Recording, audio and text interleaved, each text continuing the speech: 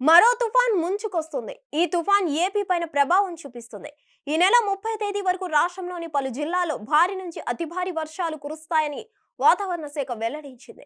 కోస్తా జిల్లాలపై ప్రభావం ఉంటుందని అంచనా వేసింది.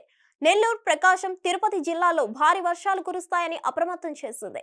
ఉత్తరాంధ్ర పైన తుఫాను ప్రభావం ఉంటుంది. దీంతో అధికార యంత్రాంగం అప్రమత్తమైంది. ఏపీ కోస్తా జిల్లాలను ఫెంగల్ తుఫాన్ వణికిస్తుంది. నైరుతి బంగాళాఖాతంలో ఉన్న తీవ్ర వాయుగుండం క్రమంగా బలపడి తుఫాన్గా మారనుంది. శ్రీలంక తీరాన్ని ఆనుకొని తమిళనాడు వైపు పయనిస్తుంది. దీంతో ఐఎండీ తాజా హెచ్చరికలు జారీ చేసింది. ఈ ప్రభావంతో దక్షిణ కోస్తా, రాయలసీమ జిల్లాలో ఈ రోజు నుండి వచ్చే నెల 1వ తేదీ వరకు మోస్తారు వర్షాలు, అక్కడక్కడ భారీ వర్షాలు పడే అవకాశం ఉందని వాతావరణ శాఖ వెల్లడించింది. ప్రకాశం, నెల్లూరు, ఉమ్మడి చిత్తూరు జిల్లాలతో పాటుగా ఉత్తరాంధ్ర జిల్లాలపైన తుఫాన్ ప్రభావం ఉంటుందని పేర్కొంది. మత్స్యకారులెవరూ వేటకు వెళ్లవద్దని హెచ్చరించింది. ప్రస్తుతం వాయుగుండం గంటకు 13 కిలోమీటర్ల వేగంతో కదులుతున్నట్లు గుర్తించారు.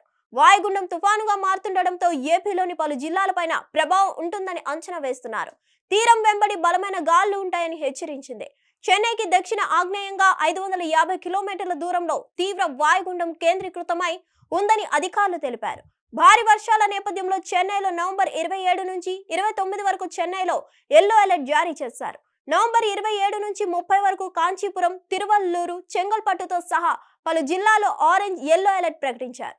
తుఫాన్ ప్రభావంతో తమిళనాడు ప్రభుత్వం అప్రమత్తమైంది. ఎలాంటి పరిస్థితులైనా ఎదుర్కొనేందుకు సిద్ధంగా ఉండాలని సీఎం స్టాలిన్ అధికారులకు నిర్దేశించారు. భారీ వర్షాలతో చెన్నై, నాగపట్నం, మైలదుత్తేరై, తిరువారూర్తో సహా 9 జిల్లాల్లో పాఠశాలలు, కళాశాలలను మూసివేస్తున్నట్లు ప్రకటించారు.